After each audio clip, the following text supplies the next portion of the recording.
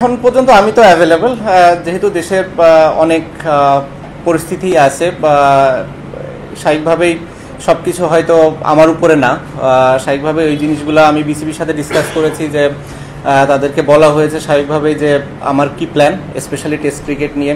এই টেস্ট এবং home series আমি মানে যেটা ফিল করেছিলাম যে আমার লাস্ট সিরিজ হবে টেস্ট ক্রিকেটে স্পেশালি, সো ওইটা নিয়ে আমার চিন্তা ছিল এবং এভাবেই ফারুক ভাইয়ের সাথে এবং বোর্ডের সিলেক্টরদের সাথেও কথা বলা হয়েছে যে যদি সুযোগ থাকে আমি যদি দেশে যেয়ে খেলতে পারি, মিরপুর টেস্ট হবে আমার জন্য লাস্ট স্পেশালি টেস্ট ক্রিকেটে।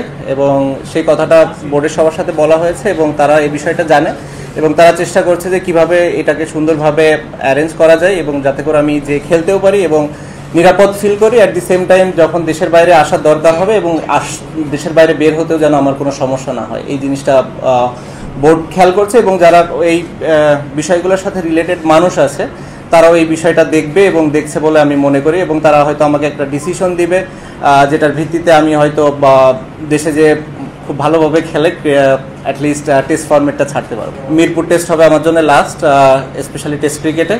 আমি যেটা বললাম যে লাস্ট টেস্ট ম্যাচে আমি অনেক ভালো ফিল করেছি ব্যাটিংয়ে, দুইটা ইনিংসেই খুব ভালো ব্যাটিং করছিলাম, আনফর্চুনেটলি বড় করতে পারিনি। সো সেই জায়গা থেকে চেষ্টা থাকবে যে যেন ইনিংসটা বড় করতে পারি। আমি তো লাস্ট 4-5 মাসই যদি বলেন নন স্টপ ক্রিকেটের ভেতরে আছি। সো এই টাইমে তো কেউ দেখে নাই যে এরকম কোনো কিছু ঘটার মতো কিংবা হয়েছে কিনা, শুধু এই ম্যাচটাই মনে হয়েছে। সেটা অনেকগুলো রিজন থাকতে পারে।